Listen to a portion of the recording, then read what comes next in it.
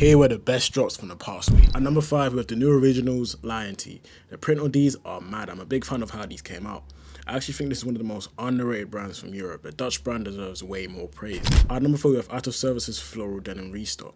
These go absolutely crazy. Check out the panels and the shape of these. It's topped off with a floral pattern too. These are a solid pair of denim jeans. At number 3 this week, we have Stanley Raffington's 3D printed zip pouch bag. Now this designer is consistently innovating, and this week he presents us these zip up pouches which uses a 3D printed base. The overall design is so unique and stands out from the rest of zip up pouches.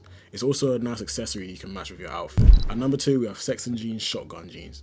These jeans are just another level. They got the campaign to match as well. Taking inspiration from shotgun shots, these jeans look like they've gone through hell. The wash, the holes, and the distressing of these also came out incredible. Now, at number 1 this week, we have Wntd Apparel's Painter Jacket. Blue Boy completes a painter set by dropping the denim jacket to match. Not too long ago, he dropped the much anticipated painted denim jeans for Wntd, and this week, he's dropping the denim jacket to go with it.